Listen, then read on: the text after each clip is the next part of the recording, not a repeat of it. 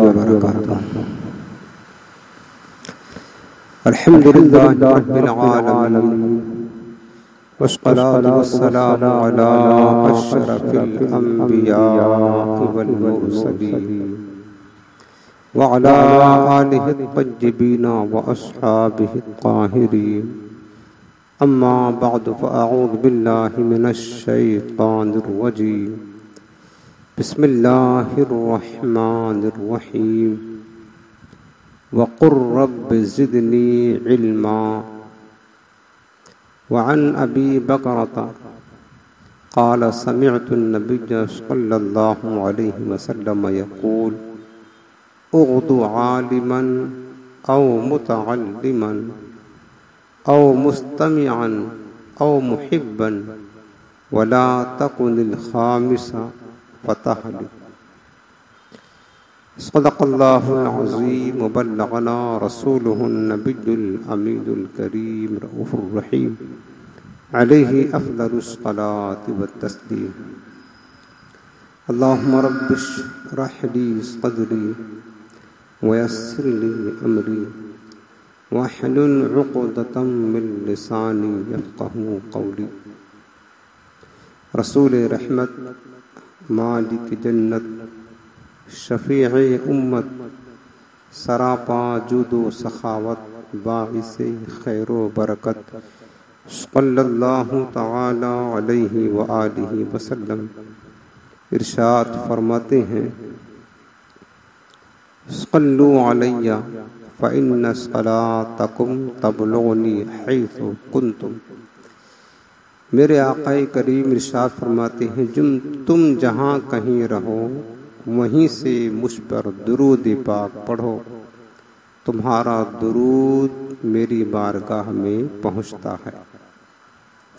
آج یہ نہایت ہی محبت کے ساتھ دل لگا کر رحمت کونین صلی اللہ علیہ وسلم کی بارگاہ میں درود و سلام کا نذرانہ پیش کریں۔ اللہم صل علی سیدنا و شفیعنا و کریمنا و نبینا و مولانا محمد وعلی آلہ و اصحابہ و بارک وسلم۔ حاضرین محترم، آج کے بیان کا عنوان ہے آؤ علم دین سیکھیں۔ پچھلے ہفتہ بھی ہم نے اسی عنوان کے تحت کچھ باتیں اور کچھ حدیثیں آپ کی خدمت میں عرض کیا تھا۔ آج بھی چونکہ آج دنیا میں جو گمراہیت ہے، بدعملی ہے، بے باکی ہے، گناہوں کا، برائیوں کا، نافرمانیوں کا سلسلہ ایک طویل ہے نا۔ لوگ جیسے چاہتے ہیں، جیسے مرضی ہے ویسے زندگی گزارتے ہیں، اللہ اس کے رسول کے احکام کو توڑتے ہوئے، اللہ کے حدود کو کچلتے ہوئے، خواہشات نفسانی کی پیروی کرتے ہوئے زندگی گزار رہے ہیں۔ حلال و حرام کی تمیز کیے بغیر زندگی گزرتی جا رہی ہے۔ اس میں ایک بہت بڑا سبب علم دین کا فقدان ہے، یعنی علم دین، اصل دین کی معلومات نہ ہونا۔ اگر ہمیں یہ پتہ ہونا کیا چیزیں حلال ہیں، کیا حرام ہیں، کیا صحیح ہیں، کیا غلط ہیں، اور جو ہم گناہ اور برائیاں کرتے جا رہے ہیں اس کا نتیجہ ہمیں کیا ملے گا، کتنا سخت ترین عذاب ہے، اور جو چیزیں اللہ نے، اس کے رسول نے ہم پر فرض قرار دی ہیں، ان کی کوتاہی کرنے میں کس قدر ہمارا خسارہ ہے۔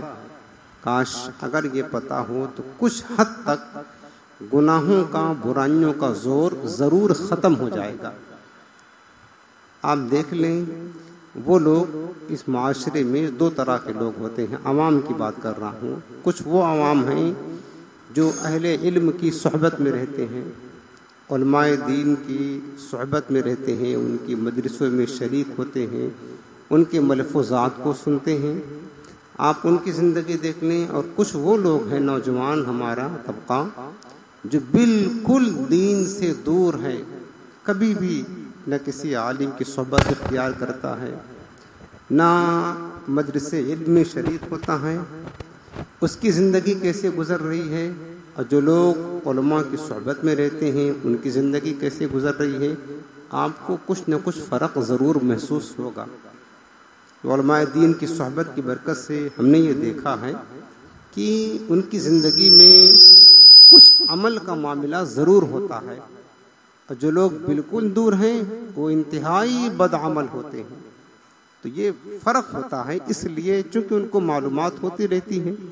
اگر ہم علم دین حاصل کرتے رہیں، صحیح معلومات لیتے رہیں، تو یقیناً بہت سارے گناہوں سے ہم بچنے میں کامیاب ہو جائیں گے۔ اس وجہ سے ہم نے، یوں تو یہ موضوع بڑا تفصیل طلب ہے، لیکن ہم نے سوچا کہ آج بھی آپ کو اس کی ترغیب ملے، علم دین سیکھنے کا شوق پیدا ہو، اس وجہ سے اس عنوان کا ہم نے آغاز کیا۔ اللہ رب العالمین نے قرآن عظیم میں اپنے محبوب کریم علیہ السلام کو حکم دیا اور کیا ارشاد فرمایا، وقل، اے میرے حبیب تم عرض کرو میری بارگاہ میں، مجھ سے دعا کرو۔ اللہ پاک اپنے حبیب کو اپنی بارگاہ میں دعا مانگنے کا حکم دے رہا ہے۔ کس چیز کی دعا؟ ربی زدنی علما، اے میرے رب میرے علم کو بڑھا دے۔ اللہ تعالیٰ اپنے حبیب علیہ السلام کو اس بات کا حکم دے رہا ہے کہ میرے حبیب تم میری بارگاہ میں مجھ سے دعا کرو، رب زدنی علما، اے میرے مالک میرے علم میں اضافہ کر دے، میرے علم کو زیادہ کر دے۔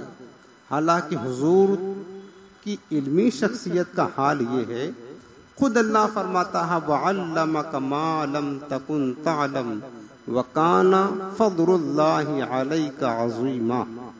اللہ فرماتا کہ میرے حبیب، اللہ نے آپ کو ہر وہ چیز سکھا دیا، ہر وہ چیز جس کا آپ کو علم نہیں تھا۔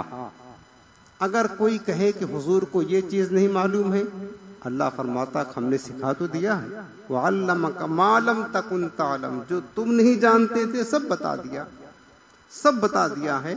کوئی ایسی شے باقی نہ رہی جو حضور نہ جانتے ہوں، اتنا زیادہ حضور کا علم ہے۔ اور اس کی مثال علماء نے یوں ارشاد فرمائی ہے کہ جیسے پوری کائنات کا علم ایک طرف رکھیں، پوری کائنات کا علم ایک طرف رکھیں اور حضور کا علم ایک طرف رکھیں، تو اس کی مثال آپ یوں سمجھ لیں جیسے کہ بہت بڑا سمندر ہو اور اس میں سے ایک قطرہ، تو ایک قطرہ اس سے بھی کوئی مناسبت نہیں ہے، ایک قطرہ کے مانند پوری مخلوق کا علم ہے، اور سمندر یہ حضور کا علم ہے۔ جس کے پاس اتنا علم ہو، جو ابتدا سے لے کر انتہا تک، قیامت تک، اس کے بعد کیا ہونے والا ہے، کب سے دنیا بنی، مخلوقات کا وجود ہوا، اس وقت سے لے کر کے آخری وقت تک سارے علوم کو جانتا ہو، وہ کتنا بڑا عالم ہوگا۔ اس اتنا بڑا عالم، اس کو میرا رب فرماتا ہے کہ میرے محبوب تم میری بارگاہ میں علم کی ذاتی کی دعا کیا کرو۔ اب آپ بتاؤ کہ اللہ تعالیٰ کو علم حاصل کرنا، علم کو زیادہ طلب کرنا کتنا محبوب ہے۔ امام قرطبی فرماتے ہیں اگر اللہ کے نزدیک علم سے افضل اور کوئی شے ہوتی تو اللہ تعالیٰ اپنے حبیب کو اسی چیز کی زیادتی طلب کرنے کا حکم عطا فرماتا۔ اس سے یہ پتہ چلا کہ جس کے پاس علم ہی نہ ہو یا بہت کم علم ہو، اسے کتنا زیادہ علم سیکھنے کی اور علم حاصل کرنے کی ضرورت ہے، بہت زیادہ اس کو ضرورت ہے اس بات کی کہ وہ علم سیکھے اور علم حاصل کرتا رہے۔ اب آگے حدیث پاک بھی ہم نے ایک پڑھی ہے، وہ حدیث پاک مجمع الزوائد کی حدیث پاک ہے۔ میرے آقا کریم علیہ السلام ارشاد فرماتے ہیں، حضرت ابی بکرہ سے روایت ہے، وہ کہتے ہیں میں نے حضور کو یہ فرماتے ہوئے سنا ہے، میرے آقا فرماتے ہیں اغدو عالمن، فرمایا کہ یا تو تم عالم بن جاؤ، کیا بن جاؤ؟ عالم. پہلا فرمایا اغدو عالمن، ہو سکے تم سے تو تم عالم بنو. عالم چونکہ عالم کا مقام بہت بلند ہوتا ہے، نائب رسول ہوتا ہے، جارشین نبی ہوتا ہے، وارث انبیاء ہوتا ہے. فرمایا کہ ہو سکے تو تم عالم بن جاؤ، اور اگر یہ نہیں بن سکتے او متعلمن، پھر دوسرا درجہ یہ ہے کہ تم متعلم بن جاؤ. متعلم کہتے ہیں علم سیکھنے والا، علم حاصل کرنے والا، متعلم بن جاؤ. اور اگر یہ بھی نہیں کر سکتے ہو، تم باقاعدہ علم سیکھنے والے نہیں بن سکتے ہو، جس طرح مدارس وغیرہ میں لوگ وقت دے کر کے علم سیکھتے ہیں، جیسے کہ ہم لوگوں نے علم سیکھا ہے 8-8 10-10 سال لگا دیا، بلکہ ہم نے تو علم کے لیے اپنی زندگی وقف کر دی ہے.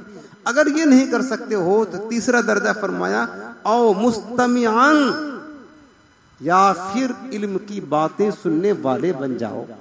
تیسرا درجہ یہ آسان ہے نا، سب سے مشکل کام عالم بننا ہے، اس کے بعد متعلم بننا ہے، باقاعدہ علم سیکھنا وقت نکال کر کے. تیسرا درجہ علم کی بات سننے والے بن جاؤ، یا عالم کی بات سننے والے بن جاؤ. چونکہ عالم کی بات جو سنتا ہے نا، اس کا مقام کیا ہے پتہ ہے؟ اس کا مقام بہت عظیم ہوتا ہے. ابھی میں حدیث بھی عرض کرتا ہوں، کچھ واقعہ بھی سناتا ہوں آپ کو.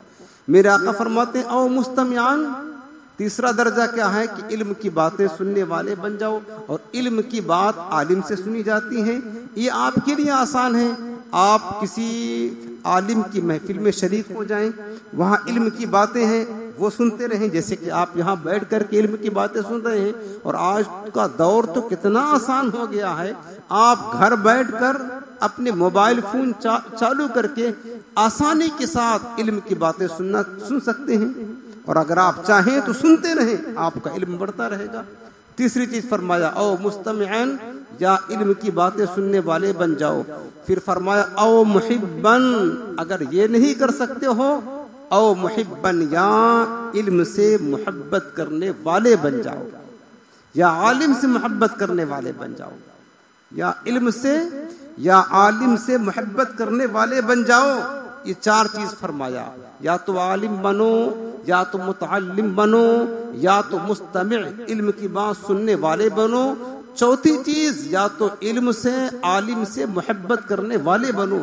اگر تمہیں علم سے محبت ہو جائے گی، عالم سے محبت ہو جائے گی، تو ضرور یقیناً کبھی نہ کبھی تم علم کی بات سنو گے. انسان جس سے محبت کرتا ہے اس کی باتیں سننا پسند کرتا ہے، اس کی قربت حاصل کرنا چاہتا ہے، اس کے ساتھ بیٹھنا چاہتا ہے. تو یہ میرے آقا نے فرمایا کہ یہ چار چیزیں بنو. ولا تکن الخامس، اور پانچویں چیز مت بننا، پانچویں چیز مت بننا فتہلک. آقا فرماتے اگر پانچواں بنو گے تو ہلاک ہو جاؤ گے، پانچواں بنو گے تو ہلاک ہو جاؤ گے. پانچویں چیز کیا ہے؟ بندہ نہ عالم ہو، نہ متعلم ہو، نہ مستمع ہو، نہ محب ہو. یہ پانچویں چیز، عالم بھی نہیں، متعلم بھی نہیں، مستمع بھی نہیں، محب بھی نہیں، محبت بھی نہیں کرتا ہے. اب کیا ہے؟ پانچویں چیز میں اگر بندہ گیا تو ہلاکت آ گئی. گمراہیت کی طرف جائے گا، بدعملی کی طرف جائے گا، بے ایمانی کی طرف جائے گا، حرام کی طرف جائے گا، گناہوں کی طرف جائے گا، اللہ اس کی رسول کی نافرمانی کی طرف جائے گا. اب ہم جتنے لوگ بیٹھے ہیں خود غور کریں، ان چار چیزوں میں سے کوئی ایک چیز میرے آقا نے بننے کا حکم دیا ہے، ہم کیا بنیں؟ عالم ہیں، آپ خود غور کریں، متعلم ہیں، مستمع ہیں، یا محب ہیں. ان چار چیزوں میں سے ایک تو بننا ہے. اور جو لوگ ان چار چیزوں سے خارج ہیں وہ نہ عالم ہیں، نہ متعلم ہیں، نہ مستمع ہیں، نہ محب ہیں، اور اپنی زندگی ویسے گزار رہے ہیں. آپ دیکھ لو وہ کس قدر ہلاکت میں پڑے ہیں، وہ گمراہیت کی طرف جا رہے ہیں، وہ حرام کاری میں پڑے ہوئے ہیں. چونکہ وہ نہ علم سے محبت کرتے ہیں، نہ عالم سے محبت کرتے ہیں، نہ عالم کی باتیں سننا پسند کرتے ہیں.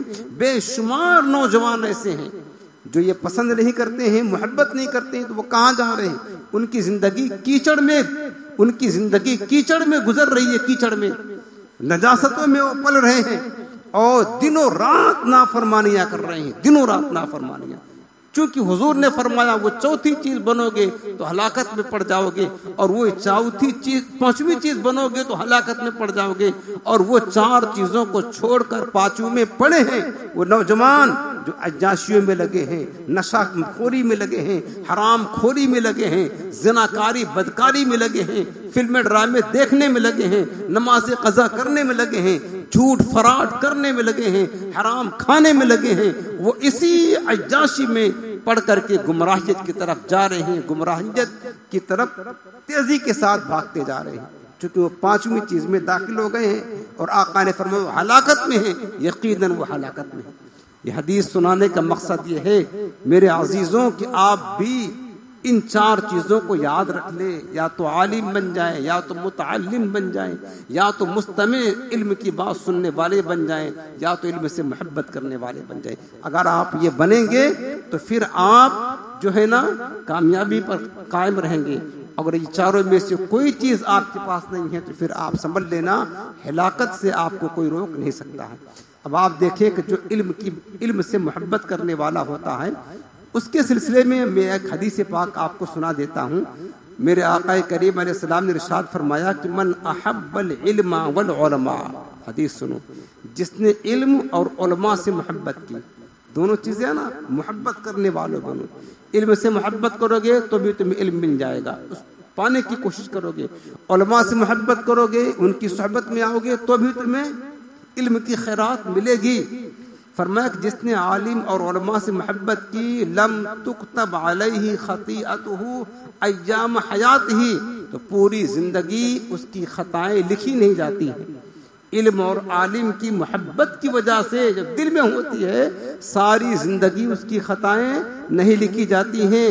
ومن مات علی محبت العلم والعلماء، اور آقا فرماتے جو شخص علم اور علماء کی محبت میں فوت ہوا، مر گیا، فرمایا فہو رفیقی فی الجنہ، وہ جنت میں میرا ساتھی بنے گا۔ وہ جنت میں کیا بنے گا؟ میرا رفیق بنے گا، رفیق حضور کے ساتھ جنت میں رہے گا، حضور کے قدموں میں جنت میں رہے گا۔ کب؟ جب آپ علم سے محبت کرو گے، جب آپ عالم سے محبت کرو گے، جب آپ ان کی باتوں سنو گے، ان کی باتوں پر عمل کرو گے تو یہ انعام آپ کو ملے گا۔ لیکن اگر یہ انعام آپ کو نہیں ملا، آپ نے نہ محبت کی، نہ عالم بنے، نہ متعلم بنے، نہ محب بنے، نہ مستمع بنے، پھر ہلاکت سے کوئی چیز ہمیں روک نہیں سکتی ہے۔ اب دوسری حدیث پاک سناتا ہوں آپ کو، اگلی حدیث یہ ابن ماجہ کے مقدمے میں ہے، کتاب العلم، حضرت عبداللہ بن عمر رضی اللہ تعالیٰ عنہ سے روایت ہے۔ وہ فرماتے ہیں کہ خرج رسول اللہ صلی اللہ علیہ وسلم ذات یوم من بعد حضرہ فدخل المسجد فاذا هو بحلقتين احداهما يقرؤون القرآن ويدعون الله والأخرى يتعلمون ويعلمون فقال كل على خير هؤلاء يقرؤون القرآن ويدعون الله فإن شاء الله أعطاهم وإن شاء منعهم وهؤلاء يتعلمون وإنما بعثت معلما فجلس معهم۔ اب اس کا ترجمہ سنیں۔ حضرت عبداللہ بن عمر کہتے ہیں کہ ایک دن میرے آقا علیہ السلام اپنے حجرے مبارک سے نکلے، حجرے عائشہ جو مسجد نبوی سے متصل تھا، اور پھر سرکار نکل کر کے مسجد نبوی شریف میں داخل ہو گئے۔ وہاں حضور پہنچے نا تو سرکار نے کیا دیکھا کہ 2 حلقے لگے ہیں، کچھ صحابہ کرام ادھر بیٹھے ہیں، ایک حلقہ صحابہ کا، کچھ صحابہ کرام کا حلقہ ادھر لگا ہوا ہے، 2 حلقے ہیں۔ حضور علیہ السلام دونوں کے بیچ میں کھڑے ہو گئے اور آقا نے فرمایا کیا دیکھا کہ کچھ صحابہ کرام قرآن پڑھ رہے تھے، تلاوت قرآن، اللہ سے دعا کر رہے تھے، ذکر و اذکار کر رہے تھے۔ دوسرے جو حلقہ تھا نا اس کو دیکھا حضور نے ملاحظہ فرمایا تو وہ لوگ علم دین سیکھ رہے تھے، سکھا رہے تھے، کچھ لوگ سیکھ رہے تھے اور کچھ سکھا رہے تھے، یعنی علم دین پر کام ہو رہا تھا۔ اور پہلے والا حلقہ میں ذکر، تلاوت قرآن اور اللہ سے دعا، یہ کام ہو رہا تھا۔ میرے آقا علیہ السلام دونوں کے درمیان کھڑے ہو کر فرماتے کل علی خیر، ہر ایک تو اچھا ہی کام کر رہا ہے نا۔ ہؤلاء یقرؤون القرآن ویدعون اللہ، یہ جو حلقہ ہے یہ قرآن پڑھتا ہے، اللہ سے دعا کرتا ہے، ذکر و اذکار کرتا ہے، یہ بھی اچھا کام ہے۔ وَهَؤُلَاءِ يَتَعَلَّمُونَ، اور یہ علم سیکھنے میں مصروف ہیں، یہ بھی اچھا کام ہے۔ جب دونوں اچھا کام ہے تو میرے آقا نے ان دونوں میں سے کس حلقہ کو پسند فرمایا؟ راوی کہتے ہیں میرے آقا فرماتے ہیں وَهَؤُلَاءِ يَتَعَلَّمُونَ، یہ لوگ جو علم سیکھ رہے ہیں، سکھا رہے ہیں، انما بعثت معلما، اللہ نے مجھے معلم بنا کر بھیجا ہے۔ معلم مانے علم سکھانے والا بنا کر بھیجا ہے۔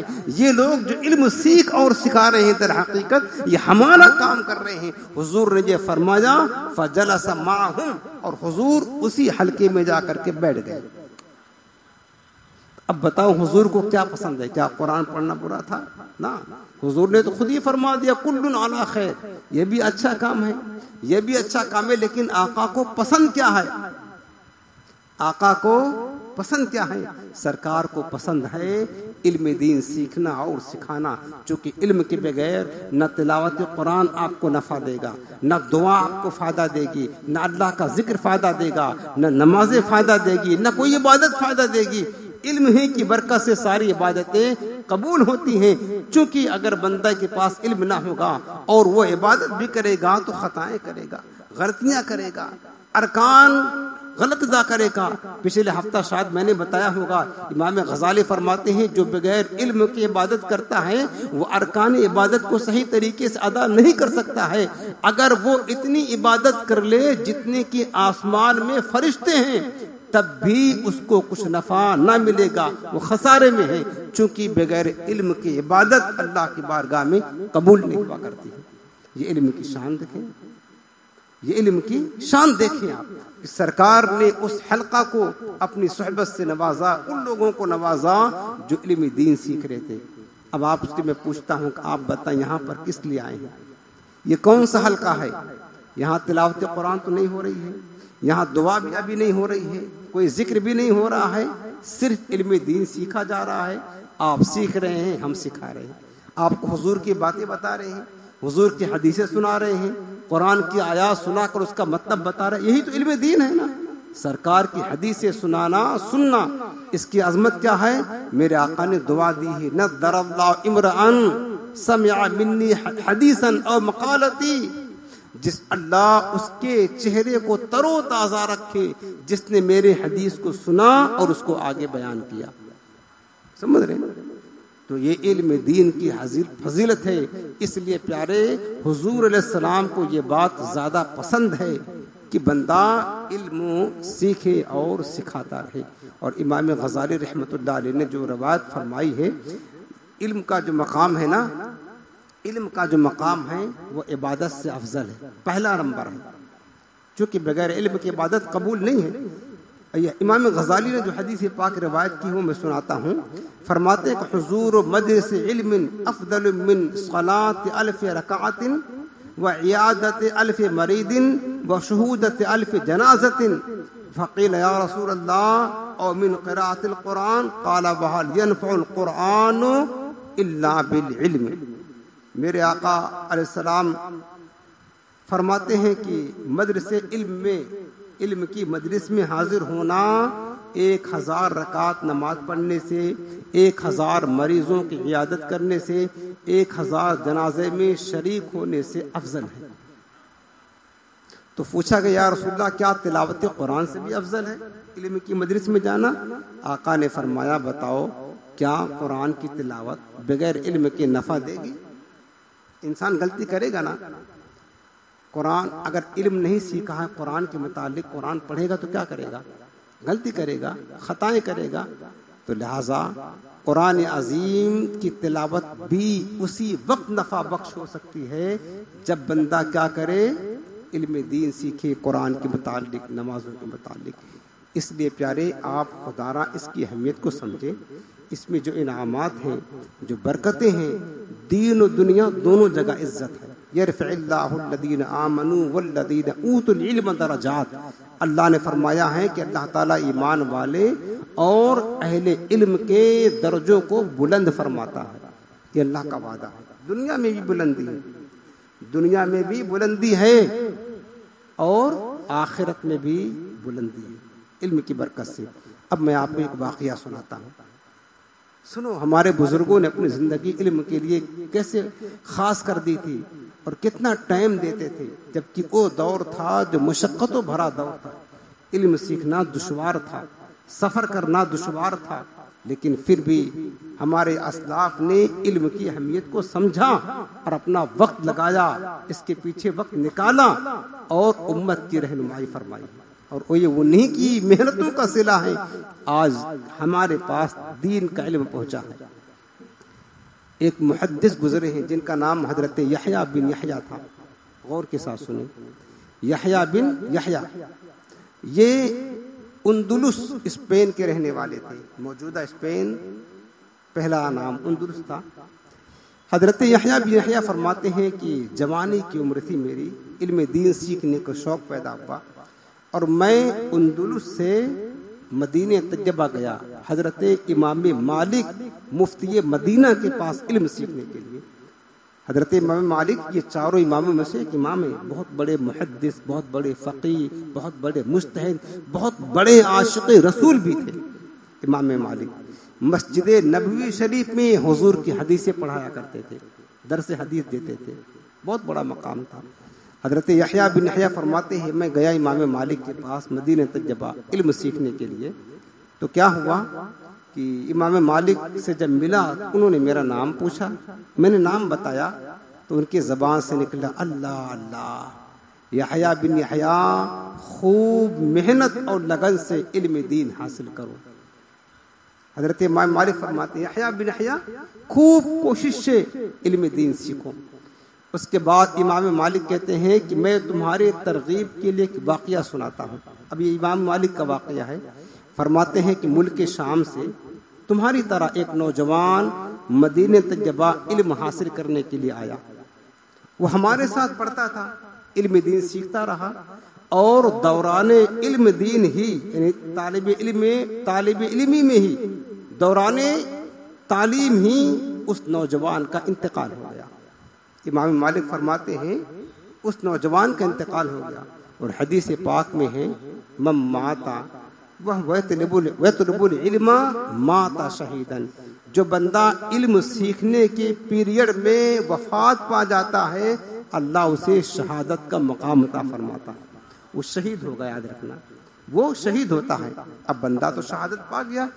امام مالک فرماتے ہیں کہ جب اس جوان کا انتقال ہوا تو پورے مدینے میں کوئی بھی عالم، کوئی بھی طالب علم ایسا نہ تھا جو اس جوان کے جنازے میں شریک نہ ہوا ہو.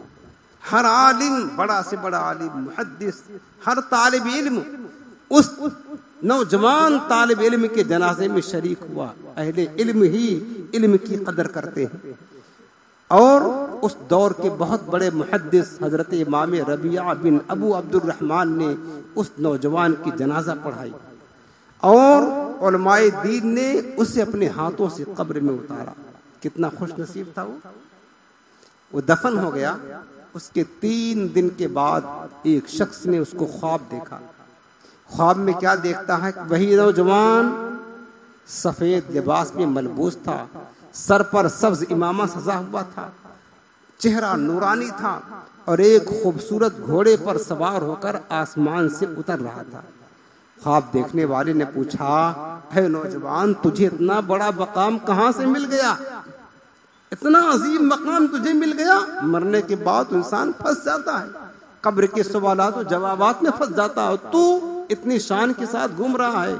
جوان نے کہا اے شخص پوچھنے والے، در حقیقت مجھے یہ مقام میرے علم دین حاصل کرنے کی برکت سے ملا. کیا فرمایا اس نے؟ علم دین حاصل کرنے کی برکت سے یہ مقام ملا ہے. اس جوان نے کہا چونکہ علم کا جو باب میں نے پڑھا ہر باب کے بدلے میں اللہ تعالیٰ نے میرے لیے ایک درجہ بلند کیا. یہاں تک کہ میں علم پڑھتا رہا اللہ میرے درجات کو بلند کرتا رہا اور اللہ نے میرے درجات کو اتنا بلند کیا کہ علماء کے درجے تک اللہ نے ہمیں پہنچا دیا. اور پھر اللہ نے اپنے فرشتوں کو حکم دیا اے میرے فرشتوں جو میرے انبیاء کے وارثین ہیں ان کے درجات کو بلند کرو. اور میں نے اپنے اوپر لازم کیا ہے جو عالم ہوگا یا طالب علم یعنی علم حاصل کرنے والا ہوگا ہم ان کو ایک ہی درجہ میں رکھیں گے اور ایک ہی درجہ میں رکھیں گے. پھر اس جوان نے بتایا اللہ نے میرے درجات کو علم کے حصول کی وجہ سے اتنا بلند کیا کہ میرے اور حضور علیہ السلام کے درجوں کے درمیان صرف 2 درجے کا فاصلہ تھا. سب سے پہلے درجے میں تاجدار کائنات دیگر انبیاء کرام کے ساتھ تھے جنت میں, اس کے نچلے درجے میں صحابہ کرام اور پچھلے انبیاء کرام پر ایمان لانے والے لوگ تھے, اور اس کے بعد تیسرے درجے میں علماء دین اور طالب علم تھے. اتنا قریب اللہ نے ہمیں حضور کے درجے کے کر دیا. پھر اس نوجوان نے فرمایا, اللہ رب العالمین نے فرمایا, اے گروہ علماء, اے انبیاء کے وارثوں, سنو میں تم سے راضی ہوں, یہ میری جنت ہے, جو چاہو کھاؤ, جس چیز کی تمہیں خواہش ہوگی وہ تمہیں دیا جائے گا, میں تم سے راضی ہوں, اور جس کی تم شفاعت کرو گے تمہاری شفاعت تمہارے لیے اس کے حق میں تمہاری شفاعت قبول کی جائے گی.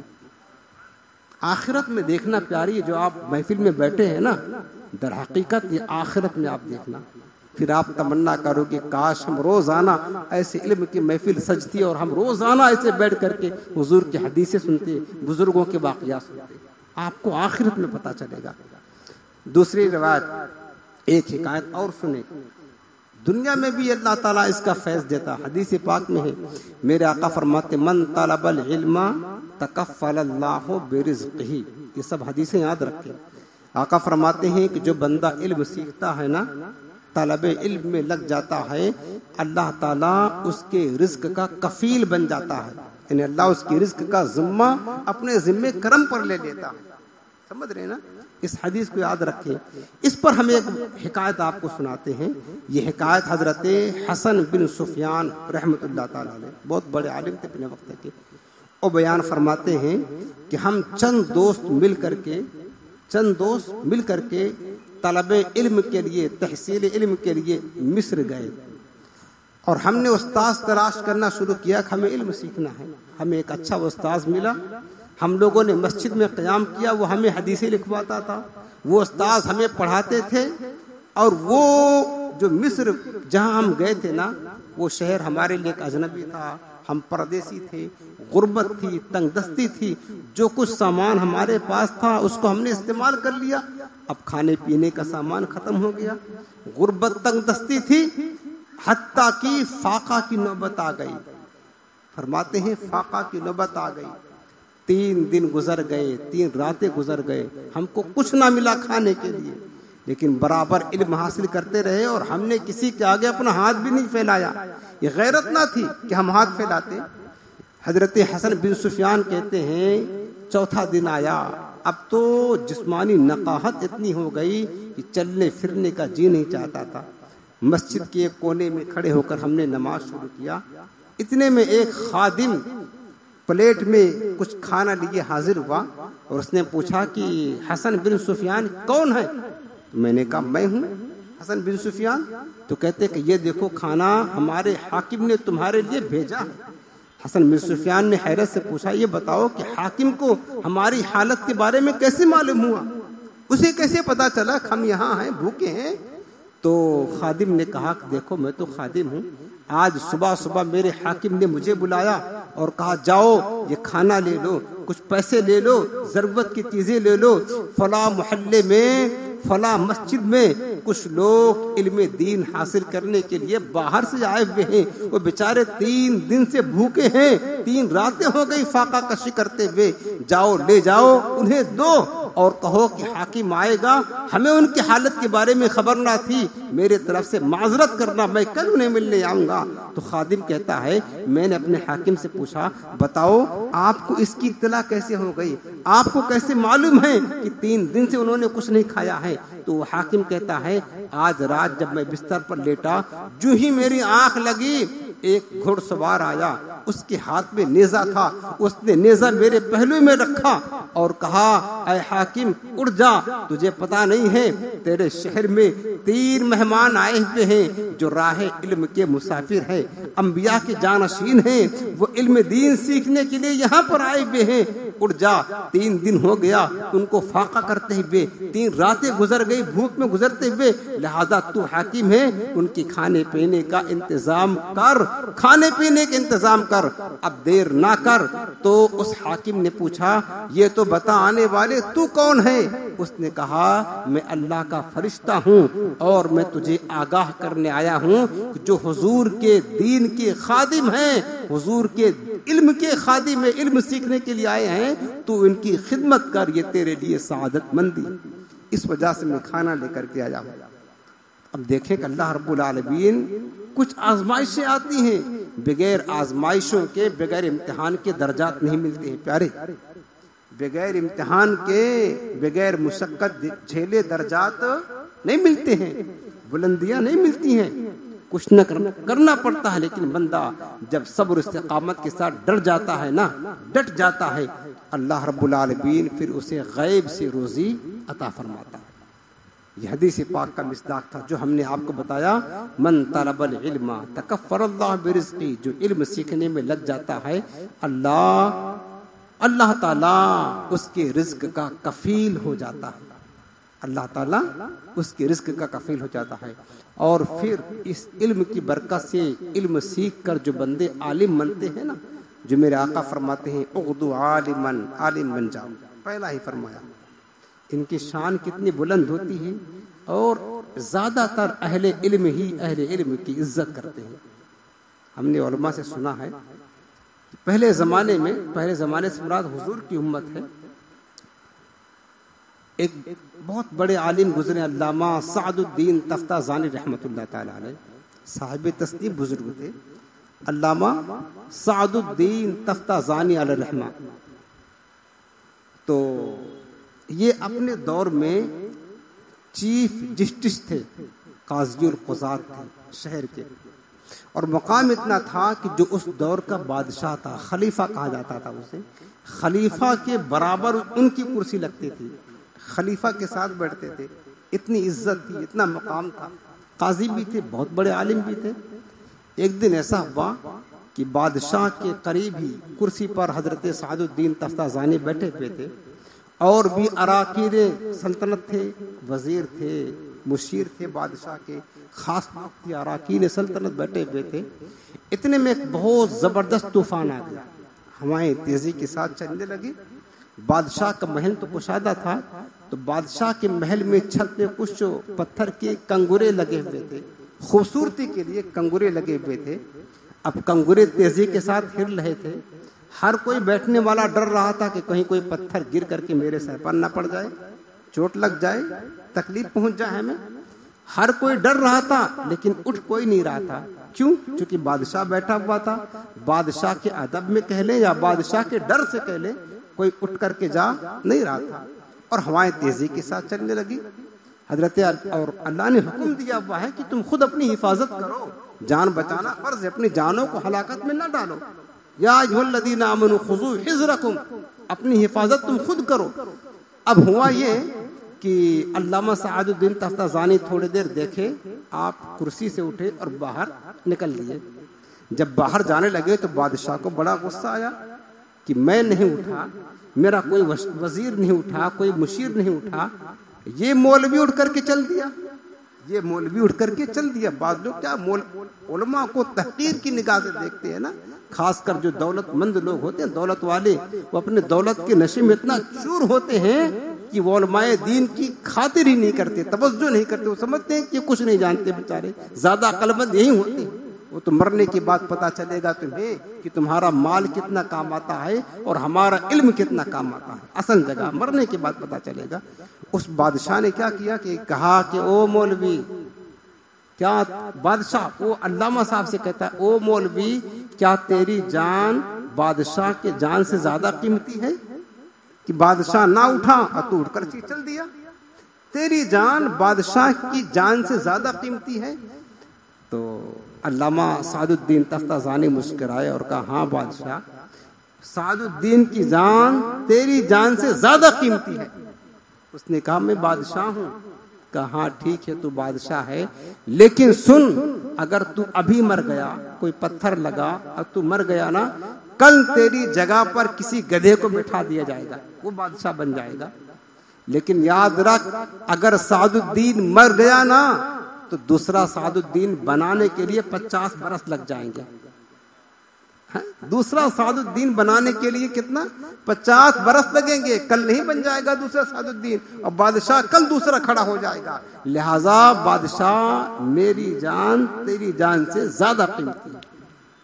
اب آپ دیکھیں نا، ایک عالم چمن میں بڑی مشکل سے ہوتا ہے، چمن میں دیدور پیدا، ہزاروں سال نرگس اپنی بے نوری پہ روتی ہے، بڑی مشکل سے ہوتا ہے چمن میں دیدور پیدا، آسان نہیں ہے۔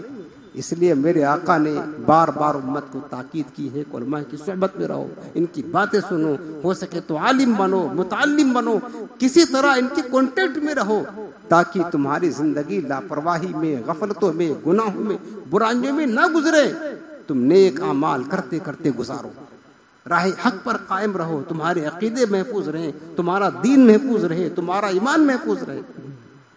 اور علم کی قدر اہل علم کرتے ہیں، یاد رکھنا، جو نیک خصلت کے لوگ ہوتے ہیں نا وہ کرتے ہیں۔ آپ نے ایک بادشاہ کا نام سنا ہوگا، خلیفہ ہارون رشید۔ خلیفہ ہارون رشید بڑا نیک دل پرہیزگار بادشاہ تھا، علماء کی، اہل علم کی بڑی عزت کیا کرتا تھا، اور اس کی مجلس میں، دربار میں اکثر علماء حاضر ہوتے تھے، اور جو کرتا علماء سے پوچھ کر کے کرتا۔ اس کا ایک بیٹا بہت بڑا اللہ کا ولی بھی ہوا ہے، سمجھ رہے نا؟ کیا نام تھا؟ خلیفہ ہارون رشید۔ خلیفہ ہارون رشید نے ایک مرتبہ، اس کے دور کے ایک محدث تھے، بہت بڑے عالم تھے، جن کا نام ابو معاویہ عزیز تھا رحمت اللہ تعالیٰ علیہ، ان کو دعوت کی۔ وہ محدث جو ہے نا آنکھوں سے نابینا ہو چکے تھے، انہیں کچھ دکھائی نہ پڑتا تھا، کوئی لے کر آتا کوئی لے کر جاتا، نابینا کا تو حال ایسے ہوتا۔ اللہ کا شکر ہے کہ اللہ نے ہماری آنکھیں سلامت رکھی ہیں۔ بادشاہ نے انہیں دعوت دی، دسترخوان پر بٹھایا کھانے کے لیے۔ جب وہ کھانے کا وقت ہوا تو ہاتھ دھونا سنت ہے نا، کھانے سے پہلے ہاتھ دھلانے کی باری آئی تو خادم لوٹا اور برتن لے کر حاضر ہوا کہ بھائی پر ہاتھ دھلا دے۔ تو بادشاہ نے لوٹا ہاتھ میں لیا، برتن خادم کو دیا، اور اپنے ہاتھوں سے لوٹے میں پانی بھر کر کے اس معالم اور محدث کا ہاتھ دھلانے لگا۔ بادشاہ وقت ہو کر کے ایک عالم کا ہاتھ دھلا رہا ہے۔